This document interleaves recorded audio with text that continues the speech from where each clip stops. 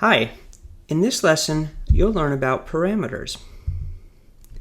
In a previous lesson, you saw how you can create a function to simulate rolling 2 dice. In this example, you rolled a 6-sided die.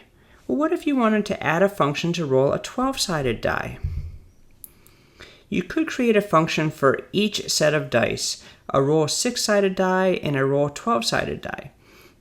But when you look at these functions, you might wonder, isn't there a lot of repeated code? I thought functions were supposed to avoid repeating code. If you're wondering this, you are correct. In fact, a closer look reveals that the only difference between the two functions is the one number in the random statement.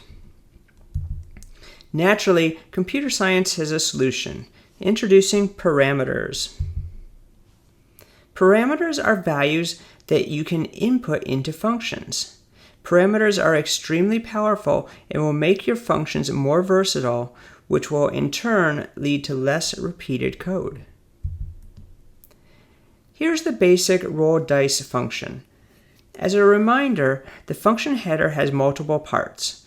In the last lesson, you learned about return types and function names. Now you're going to add parameters. Parameters go inside the parentheses, and each parameter is noted with a variable type and a variable name. In this example, there's only one parameter, but it is possible to have as many as you want. Just separate each by a comma. Since the variable is declared and defined in the function header, it's ready to use once you get into the function body.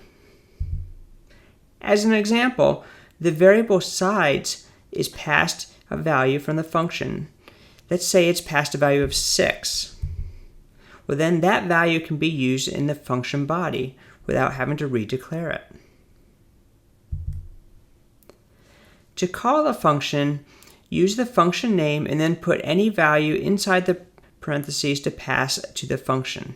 In this case, the first call passes the value of 6 to the function. The second call executes the function with a value of 12. Before getting into the live code, there's a few things to note. First, parameters can be any value type, and they can be any number of parameters. You just need to be careful that you pass the values to the function in the same order that they're listed in the function header. Finally, we say that parameters are passed by value by default. What this means is that the value you pass to the parameter is copied, and changes that are made in that function do not actually impact the original value from the calling function. Now that you know about parameters, you can use them in our programs. So let's take a look. Okay, so we're going to look at parameters, using parameters in a function. So right now I have two functions that are not necessarily well written. If you notice, there's a lot of repeated code. The only difference here is that 4 and the 8. So now one of the problems with doing this way is if I actually make a mistake, like I do here, so it's supposed to print a triangle, but it doesn't, and that's because I have an extra end line here. So I actually need to remove it from there, and then also remove it from here. So if I make a mistake, I've now made a mistake in 2 different places. And it's not ideal to fix. So what I want to do though is I want to say, okay, well, I'm really reusing this code. So how can I make a print triangle function that allows me to use it both times? And what I'm going to do is I'm going to say I want to print a triangle, and I'm going to pass it a 4, and I want to print a triangle that's 4 high. Likewise, I'm going to say I want to print a triangle, and I want to make that 8 high. Okay, well, I don't have the print triangle 4 and 8 just yet, so let's go ahead and create that. I'm going to just copy this one here so that we can kind of compare the two. Okay, so when I pass a value, it's looking for that value in here. And so if I pass something, it's going to give me an error if I don't have something to get it. So I'm passing it an integer, and I'm going to call that integer size. Okay, now this value here is defined, and so I can actually use it straight away right in there. Okay, and so it takes that 4 and that 8 and passes them in.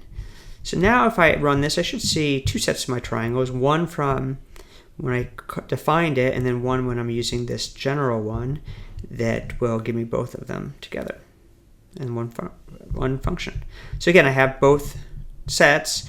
One uses this repeated code, and the other one I'm able to share the same code between the two and save time. So I can get rid of these two now and just replace them with that there, and now I have my functions with parameters. So go ahead and explore on your own.